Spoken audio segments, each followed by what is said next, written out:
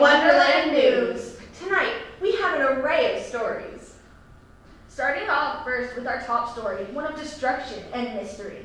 In the fairy tale criminal justice system, the characters from fairy tales and nursery rhymes are separated by two separate but equally ridiculous groups. The fairy tale police who investigate fairy tale crimes, And the fairy tale district attorneys who prosecute the fairy tale offenders. This is just one of their stories. This morning, detectives HD and Cindy were called to investigate a crime. Crime scene investigator Zell informed them that a house made of straw was toppled to the ground, having been blown down from the rear. Soon after, the detectives were able to find their first witnesses. The two ran to Forest Circle to find Jack and Jillian, two joggers who had been running when the scene of the crime started. The married couple pointed the officers in the direction of two shady hoodlums. HD and Cindy managed to follow a trail of rainbow Skittles to Center Park. At the park, HD and Cindy found that the trail of Skittles led to two German siblings, Hansel and Gretel, feeding birds at a fountain. They had been kicked out of their house by their stepmother, who didn't like their fake German accents. And so on their trip to the candy store out of hunger and boredom, saw a hairy man with a fan walking across the street. The two detectives received a call from their fellow detective Piper that another house had been struck. The two raced to the crime scene, the Sticks, after being told by crime scene investigator Ugly D that the second house, made of sticks, had also been struck from the rear. Close by, Officer Gold found a witness for the two detectives in question.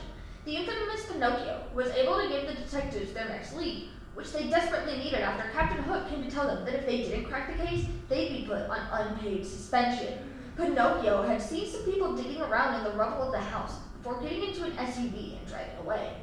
HD and Cindy received the license plate and found an SUV in front of a garage sale in Shaker Lowe's. There, they found that the basketball team, the Seven Dwarves, had been looting around in the rubble looking for things to sell. After looking at the finds, the two detectives, Happy, Doc, Grumpy, Sleepy, Sneezy, Bashful, and Dopey, determined that they had found the perp's ID card. As it turns out, he was a construction worker.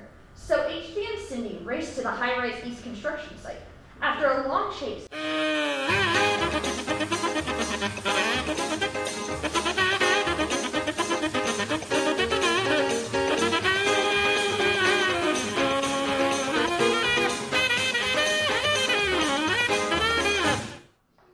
the two managed to find the culprit, Mr. B.B. Wolf, the big bad wolf, and arrested him.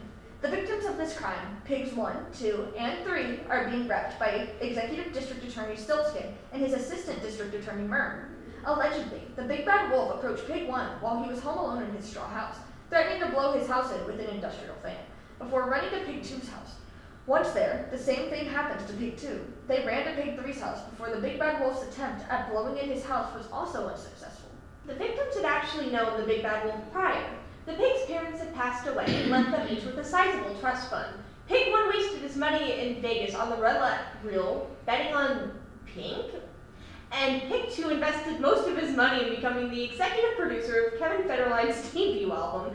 Pig 3 invested his inheritance in a new condominium with a fortified Ukrainian stainless steel motion sensory alarm system with a wind-proof foundation. After spending all their money, the pigs put their houses up for sale, and the Big Bad Wolf was the highest bidder for all three. Given the Big Bad Wolf's history, the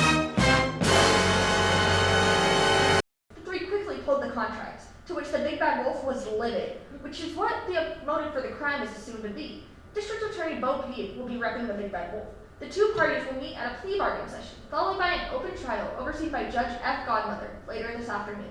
Our next story, a man who found a beanstalk in his garden. So don't fall down the rabbit hole. We'll be back after our commercial break.